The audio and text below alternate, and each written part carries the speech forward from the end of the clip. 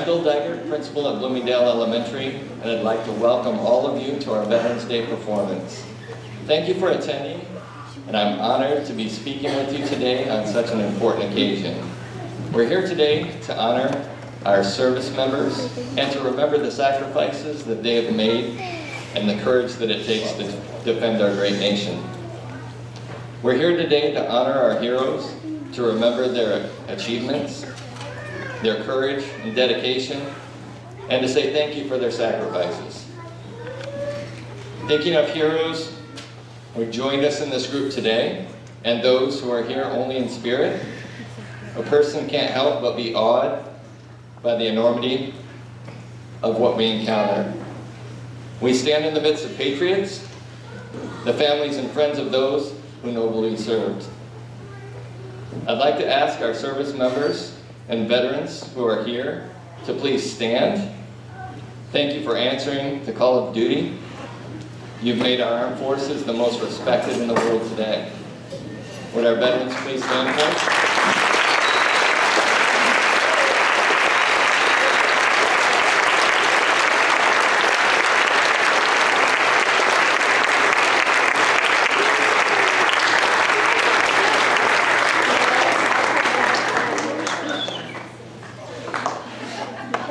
Thank you, and now I'd also like to ask the family members of any service member to stand. We know that you've lived through difficult times and often have faced a heavy load to keep the home fires burning. So if you would please stand so we can recognize you as well.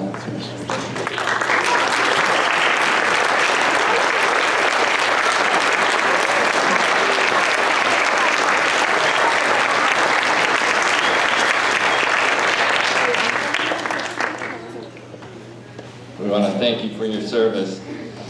Mrs. Schulte and our students have worked hard to put together a program to honor our veterans for their service, and I'd like to thank them all for their work as well. I think you're going to be very entertained today and see what a great job that they will do.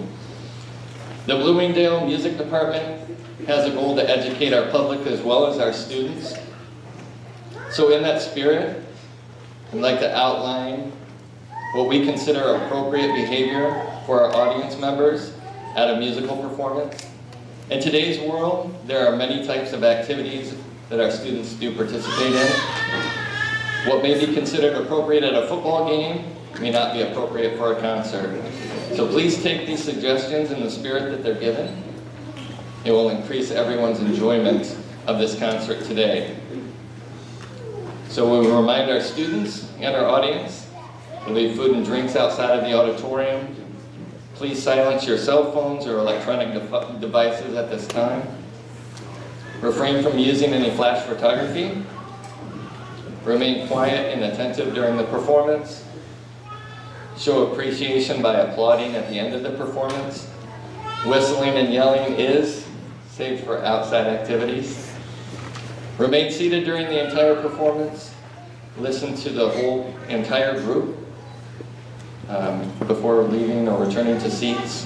Remain silent between movements of a song, and escort young children who are unable to remain quiet during the performance out of the auditorium just located to my left. Lastly, for our student safety, if you would like to sign your child out today after the performance, we're asking that you please go back to the elementary office. We'll be bringing our students back to the building and asking you to sign them out from there. So with no further ado, I'll turn this show over to Mrs. Schulte. Thank you.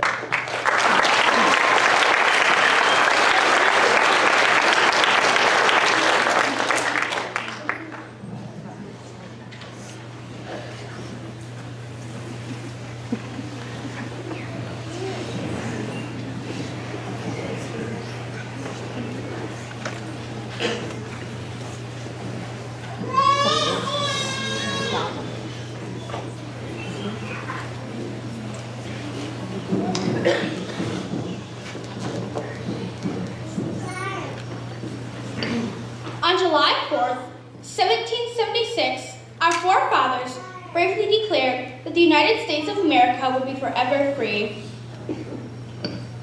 Immediately, young men from throughout these new united counties picked up their arms and swore to defend this land with everything they had, including their lives. It wasn't until many years later that an official Veterans Day was proclaimed to honor the men and women who have so ably served in our defense. Today, we honor them all, including those who first stepped forward and bravely proclaimed, "We the people of the United States." Please stand for the presentation of the flag and join us in singing our national anthem and in reciting the Pledge of Allegiance.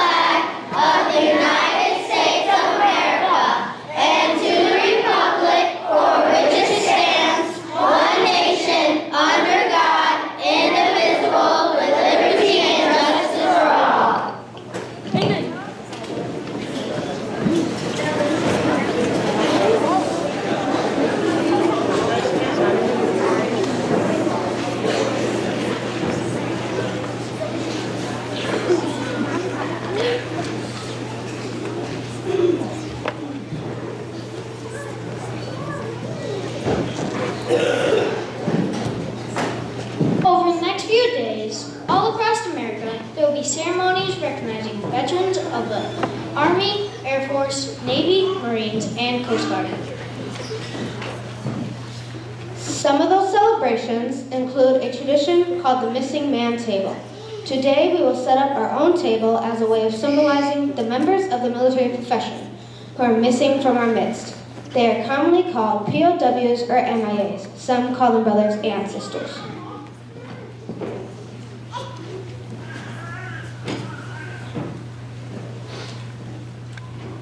Most tables are round to show our everlasting concern for our missing men. The table is small, symbolizing the frailty of the soldiers alone against their oppressors. Remember! The tablecloth is white, symbolizing the purity of their intentions to respond to their country's call to arms. Remember!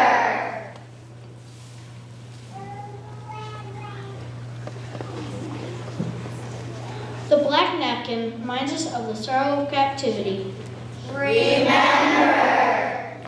The single rose is symbolic of the families and loved ones who keep the faith and waiting for their return. The vase is tied with a ribbon, a symbol of our continued determination to account for our missing. The slice of lemon is on the bread plate to remind us of their bitter fate.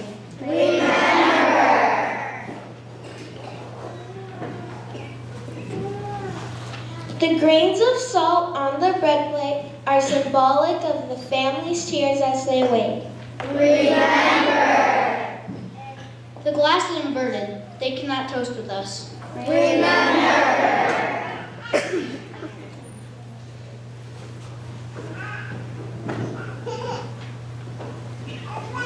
The chair is empty. They are not here.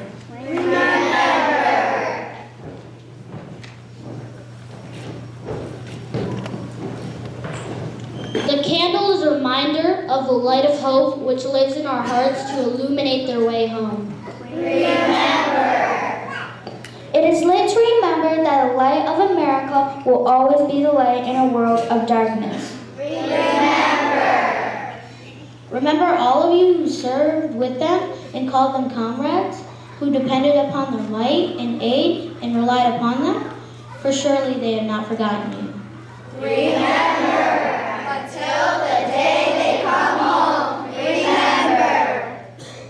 We remember. It was called World War I, the Great War, the war to end all wars. It raged from 1914 to 1918. There were over 40 million casualties and more than 20 million civilian and military deaths. American men and women served heroically until the 11th hour of the 11th day of the 11th month when it finally came to, on 1918, when it finally came to an end. We salute the memory of those World War I veterans. It is because of them that we can live in a free country with the rights and privileges we have today. Today, our third grade students clap for joy over being Americans in a free country.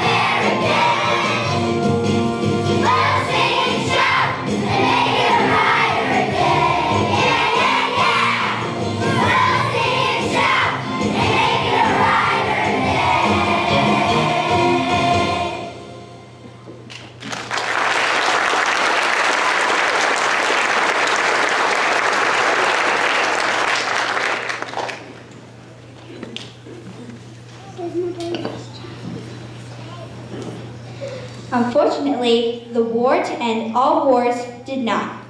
Once again, soldiers were called to defend those who could not defend themselves. Boys from the Midwest suddenly found themselves fighting in the Far East. Teenagers whose parents and grandparents came to America from Europe found themselves fighting for freedom in their parents' homeland, which did not seem like home to them. Men and women from such hometowns as Tulsa and Miami, Fresno and Albuquerque found themselves on the beaches of Normandy and Iwo Jima. World War II raged on from 1941 to 1945. When war was finally declared over, there was great celebrating. Just like all those people back then celebrating, our third graders are so thankful that brave men and women have fought for our freedoms today. They have a gratitude attitude.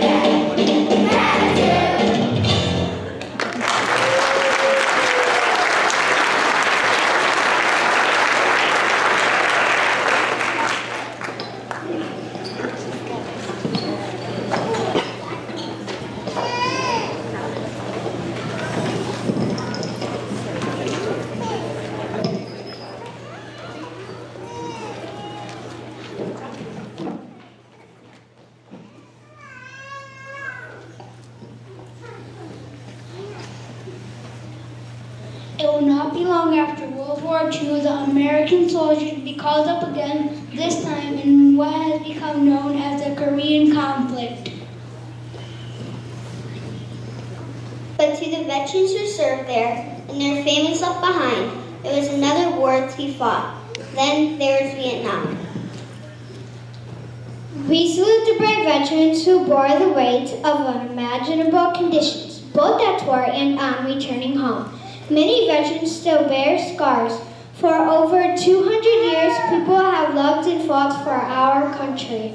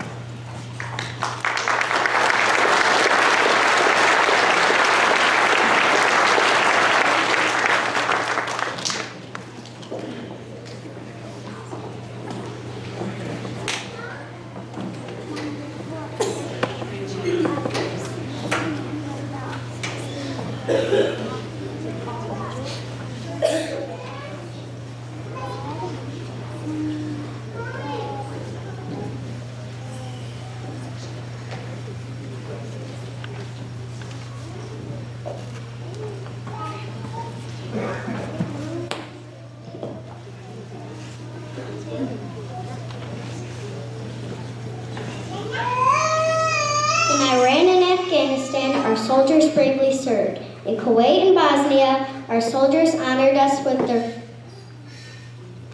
dutiful service. In places with names we have rarely heard, our veterans to the call and sacrifice for all. For those who continue to serve, we say that we have not forgotten you. For those who have served and come home, we again say thank you and welcome. Welcome home. We've lived in a magnificent country because you have been willing to help protect our laws and freedoms.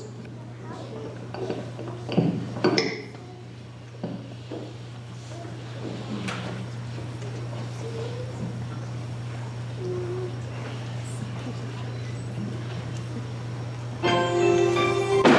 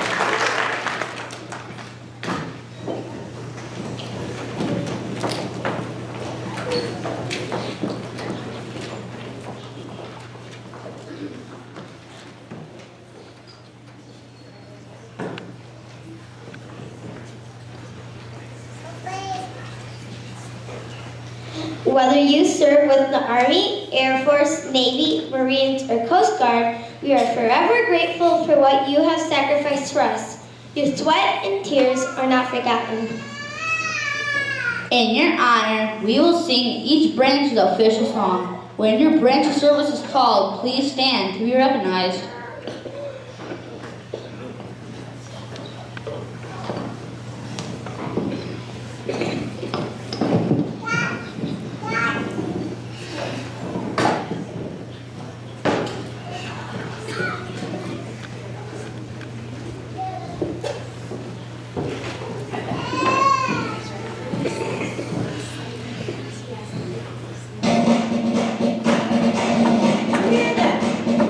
Can you hear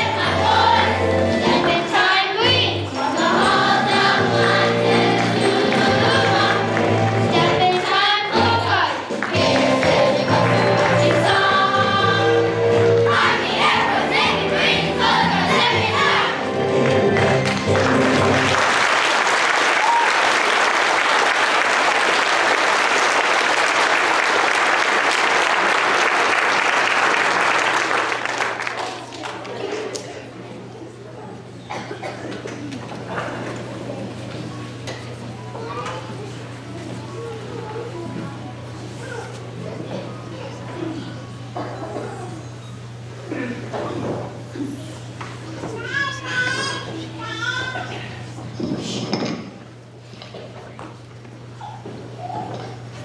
so proud of them. Every year I get emotional.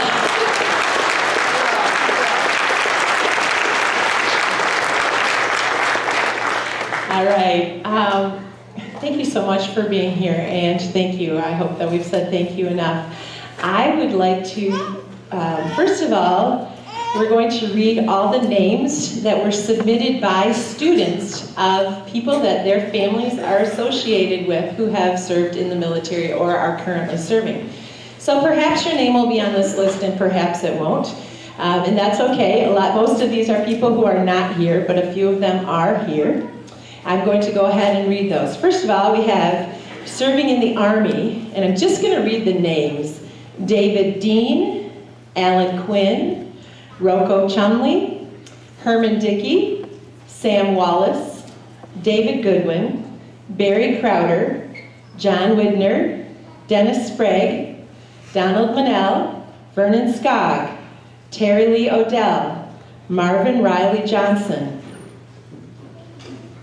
Peter Fritz, John Norman Danielchuk, Edward Vickery, Clifford Vickery, Clara Herson, Otto Price, Barry Crowder, James Bard, Devin Healy, Oral E. French, David Johnson,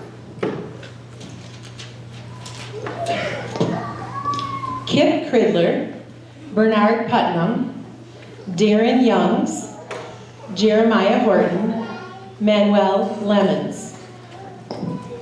Those who served in the Navy, that names were submitted: James L. Pena, Dan Stursick, Joe Gosler, Dennis Blackman, Walter John, Zachary Daniel Youngs, and Danielle Matuswick. The names that were submitted for people who served in the Air Force: Dustin Stursick, Ken R. Lother, Juan J. Jasso, Daniel Jasso Jr., Eugene Kinsley, R. L. Reynolds, and Grant Youngs. Those names that were submitted of people who have served in the Marines: Mark Case, Jim Sellner, Thomas John Campbell, Richard Skaner Sr., Troy Moreland, Dennis Disbrow, Joshua Green, Richard Ballinger, Merle Ellsworth French, Kip Cridler, Connor DeBuscher, and Patrick Whitlack.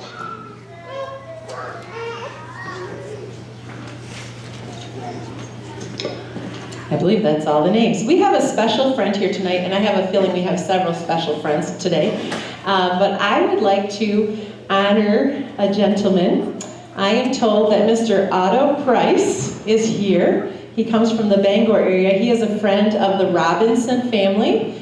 Mr. Price served in the Army from 1942 to 1945. It will be his 103rd birthday this December. And we are thrilled and honored to have you here. Would you please stand, Mr. Price?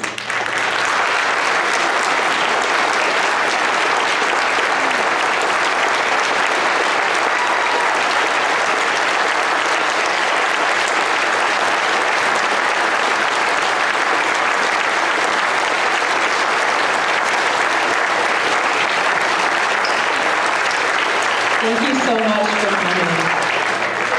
It's so special to all of us that you came. It is my understanding that Mr. Price had medals that were not awarded to him until his 100th birthday. It was a long time coming receiving those medals, and I'm sure they were deserved all those years. Thank you so much for bringing him and being here. Is there anyone else, I don't know that you can beat 102, but what I would like to do now actually is all of you who have served in the military, we have a special gift for you, and our students would like to bring, we have a pin for you. So if one more time, I know we've had you stand several times, if you would stand if you have served in the military, and we would like to honor you with the gift. And student council students, will you come down?